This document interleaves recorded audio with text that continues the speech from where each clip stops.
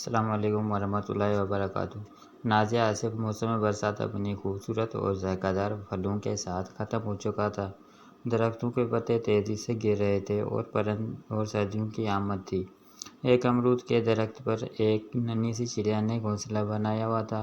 چڑیا کا نام بلبل تھا۔ اس گھونسلے میں اس کے بچے رہتے تھے، مگر جب وہ بڑے ہوئے تو ایک دن بلبل کو بتائے بغیر ہی ایسے اڑ گئے کہ واپس ہی نہ آئے۔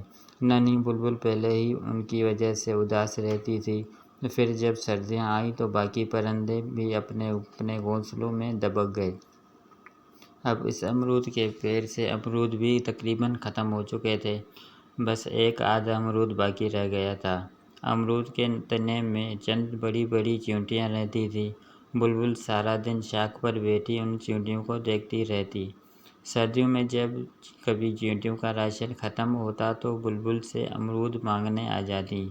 بلبل امرود کے ٹکڑے کاٹ کر نیچے پھینک دیتی کہ انہیں اٹھا کر نیچے نہ لے جانا پڑے، اور یہ چیونٹیاں آسانی سے امرود کے ٹکڑے اٹھا کر اپنی بل میں گھس جاتی تھیں۔ بلبل کی چند بڑی چیونٹیوں سے دوستی تھی، اس میں چینی، کینی اور مینی شامل تھی۔ گزشتہ کئی دنوں سے بہت سردی پڑ رہی تھی۔ بلبل کو کوئی پرندہ نظر نہ آتا تھا۔ وہ بہت اداس تھی۔ اس کا دل چاہتا کہ کسی دوست سے باتیں کرے، مگر کوئی بھی اس سے باتیں کرنے کے لیے نہ ملتا تھا۔ اس نے سوچا، چلو چینی، کینی اور مینی سے ملتی ہوں، اس سے بات کرتی ہوں تو طبیعت خوش ہو جائے گی۔ بلبل نیچے آئی اور چیونٹیوں کے بل کے باہر آ کر آوازیں دینے لگی، چینی باہر آؤ، کینی میں بلبل ہوں۔ کوئی باہر نہ آیا تو اس نے پھر آواز لگائی، مینی دیکھو، مجھے تمہاری ضرورت ہے۔ مگر وہ سب تو اپنے گرم بستروں میں مزے سے لیٹی گرمیوں کی جمع شدہ پھل اور خشک میوہ جات سے لطف اندوز ہو رہی تھیں۔ وہ سب خاموش رہیں، کوئی بھی اس کی بات سننے نہ آئی۔ کئی دن گزر گئے، بلبل کمزور ہوتی جا رہی تھی۔ کوئی انسان باہر نہیں نکلتا تھا۔ مہینے بھر سے شدید دھند اور سردی نے انسانوں کو بھی گھروں میں قید کر دیا تھا۔ کچھ لوگ بیماریوں کے خوف سے باہر نہیں نکلتے تھے۔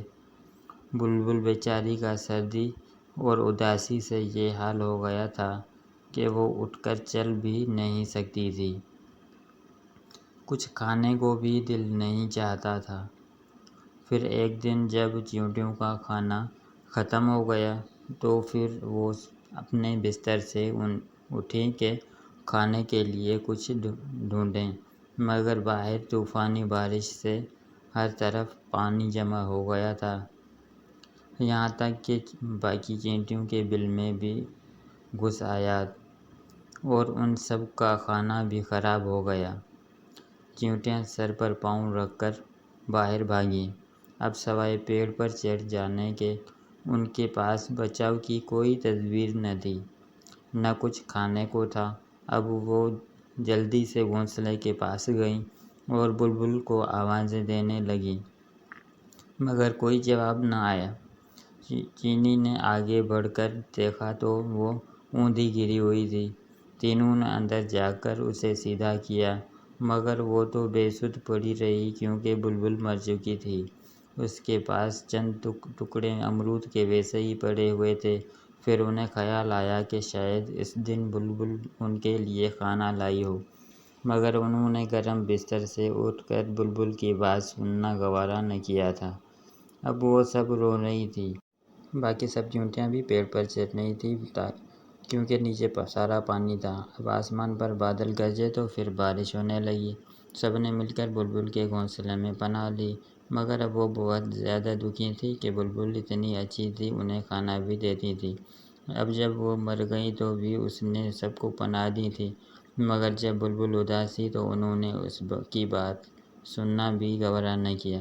ہائے اللہ، ہمیں معاف کر دینا، ہم نے اپنی دوست کی پریشانی میں کوئی مدد نہ کی۔ مگر اب ان کے پاس رونے کے سوائے کوئی چارہ نہ تھا۔ بچوں، سخت گرمی میں اپنے آس پاس کا خیال رکھیں، کسی بچے، بوڑھے یا غریب کو آپ کی مدد کی ضرورت نہیں۔